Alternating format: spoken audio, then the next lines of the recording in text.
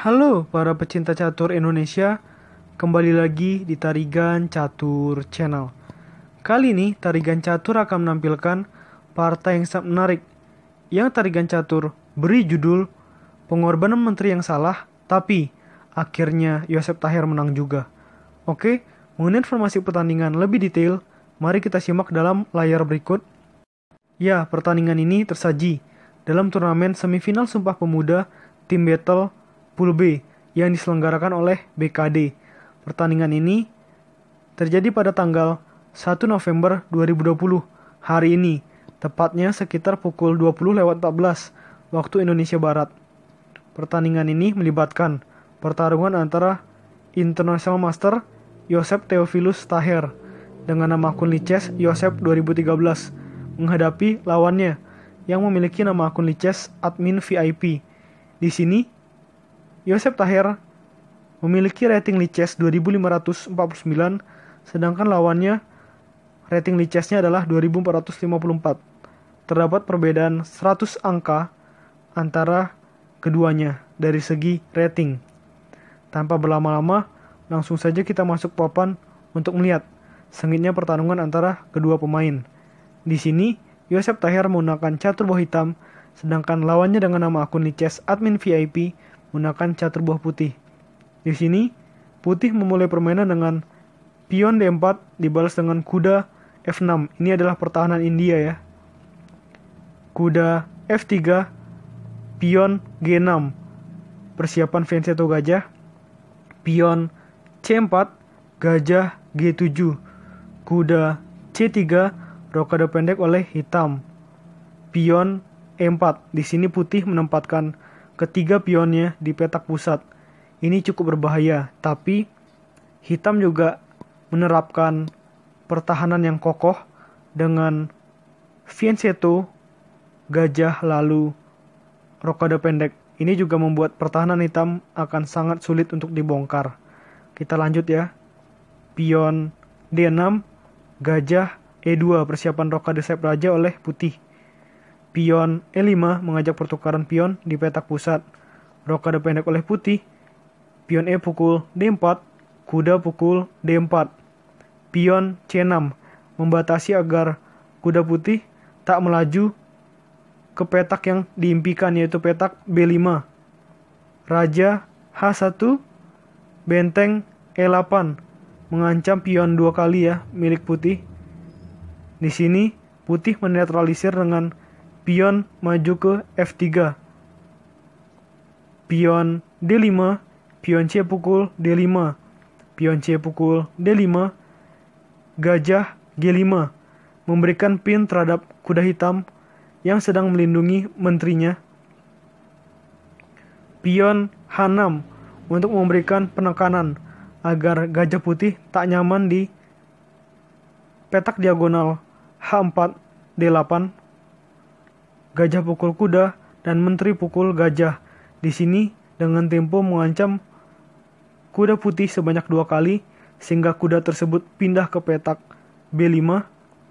Kuda A6, kuda pukul pion di D5, menteri pukul pion di B2, benteng B1, menteri E5, pion F4, menteri pukul E4, gajah F3, menteri F5, dan ini Yosep melakukan kesalahan ya. Sehingga putih dapat melakukan forking atau garpuan terhadap menteri hitam dan benteng hitam dengan kuda menuju D6. Menteri D7, kuda pukul benteng E8 dan menteri pukul kuda di E8. Benteng E1 dengan tempo mengancam menteri hitam, gajah menutup ya di E6, pion F5 dan pion G pukul F5. Ini langkah cerdik dari lawan dengan nama akun Lices Admin VIP yang membuat pertahanan sayap raja hitam sedikit terbuka karena pion yang ada di lajur G terpaksa pindah ya ke lajur F agar gajah hitam tak hilang. Kuda F4, kuda C5, menteri D6, memperkuat tekanan terhadap gajah hitam. Gajah F8 berbalik mengancam Menteri Putih. Menteri D4 benteng D8. Menteri F2 pion B6. Gajah H5 ini cukup berbahaya ya. Menteri A4. Menteri G3 skak. Raja H8. Menteri H4 benteng D4 memberikan tekanan 2 kali terhadap kuda putih.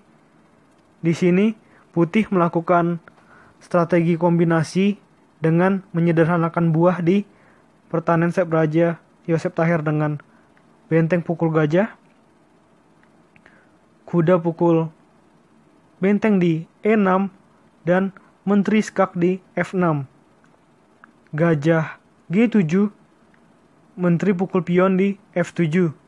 Dan di sini kuda pukul kuda putih yang ada di F4. Di sini kita lihat bila kedua pemain sekarang memiliki perwira yang sama. Bahkan Yosef Taher memiliki perwira yang lebih banyak di sini. Karena tadi taktik kombinasi dari admin VIP sedikit kurang bagus ya. Namun selanjutnya nanti ada langkah dari Yosef Taher yang mengorbankan menterinya. Namun salah. Kita lanjutkan. Benteng E1, kuda pukul gajah di H5. Benteng skak di E8. Dan di sini jelas ya. Kita lihat bahwa hitam melakukan langkah menteri pukul benteng. Di sini tarigan catur dapat mengerti inisiatif yang dilakukan oleh Yosef. Jadi misalkan kita lanjutkan, menteri pukul menteri skak, raja pindah ke H7. Dan di sini kita lihat bahwa hitam ada ancaman untuk melakukan skakmat ya. Dan juga memiliki kuda, gajah, dan benteng membuat hitam jelas ya lebih unggul dari putih. Namun di sini putih memiliki langkah cerdik dengan menteri pukul kuda. Dalam situasi seperti ini, mungkin saja Yosef Taher bisa melakukan kesalahan dengan melakukan langkah benteng menuju D1 skak. Padahal tempat tersebut sudah dijaga oleh menteri putih ya, yang memiliki atau menempati petak diagonal H5 D1. Jadi ini membuat Yosef Taher justru berada dalam posisi yang kalah dari segi materi. Kita lanjutkan bagaimana cara Yosef Taher dapat memenangkan permainan. Benteng D5, pion G3 agar Raja Putih tak mati di petak situ ya, sehingga pionnya maju satu langkah. Benteng C5, menteri F7, pion A5, pion A4, pion B5, pion A pukul B5, benteng pukul B5. Menteri D7, benteng C5, menteri D6, benteng B5. Ini akan terus seperti ini sampai langkah-langkah selanjutnya. Walaupun sudah memasuki babak akhir, namun di sini terlihat bahwa Yosef masih ingin untuk memenangkan permainan, bukan remis ya. Padahal dilihat dari situasi buahnya, ini menuju posisi remis, namun jelas Yosef ingin menang di sini. Kita lanjutkan.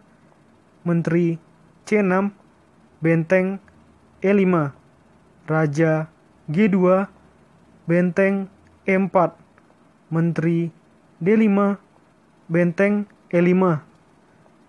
Menteri pindah ke C6, raja G8, pion H4, raja F7, raja F3, gajah F6. Di sini kita lihat waktu Yosef Taher masih 46 detik, sedangkan waktu lawannya tinggal 21 detik. Jadi di sini Yosef Tahir sedikit diuntungkan dengan waktu sehingga dia dapat membuat langkah-langkah cemerlang dengan waktu yang lebih lama.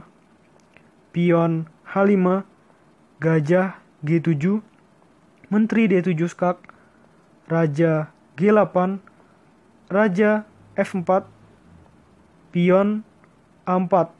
Disinilah lawan melakukan kesalahan juga yang membuat Yosef Tahir berbalik unggul dengan menteri pukul pion di A4. Jelas di sini ada benteng menuju E4 skak, membuat menteri putih pasti hilang ya di sini.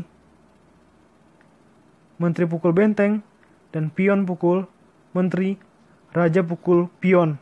Di sini kita lihat putih memiliki 2 pion dan hitam hanya 1 pion, namun memiliki keuntungan 1 perwira yaitu 1 gajah. Kita lihat bagaimana Yosef membuat permainan ini menjadi menang. Karena dalam situasi ini juga masih remis karena pion hitam ada di lajur H. Lajur yang biasanya dapat dengan mudah untuk membuatnya menjadi remis.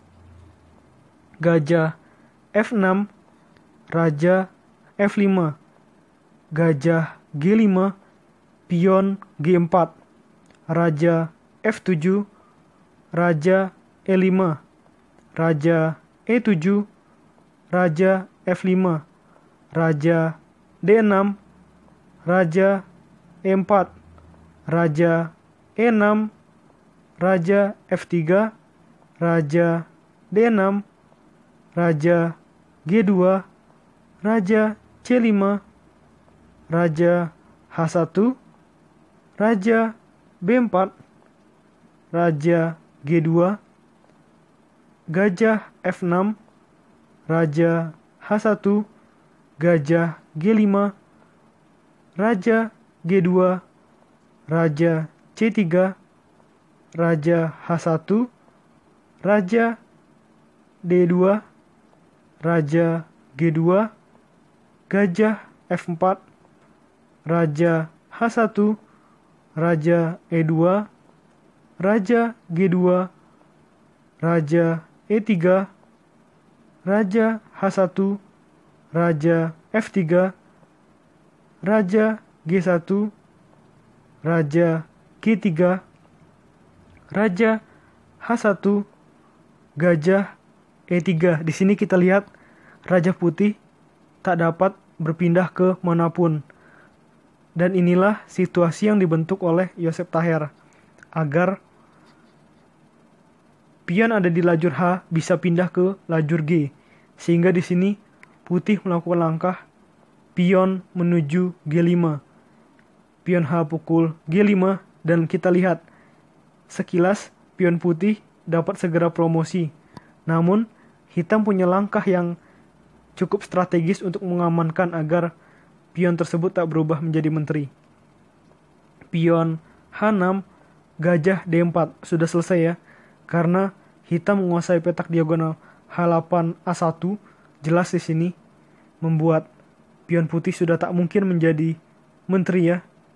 Dan setelah pion H7, gajah H8 dan saat itu juga lawan memutuskan untuk resign karena situasinya sudah sangat sulit dalam posisi seperti ini. Dan juga pion hitam sudah ada di lajur G. Sehingga dari situasinya remis berubah menjadi kemenangan buat Yosef Tahir. Ya, ini salah satu permainan yang sangat bagus dari Yosef Tahir. Awalnya salah kombinasi dengan mengorbankan menterinya, tapi akhirnya dapat diselesaikan dengan kemenangan. Oke, menurut Tarigan Catur, video kali ini cukup. Nantikan video-video selanjutnya tetap di Tarigan Catur Channel.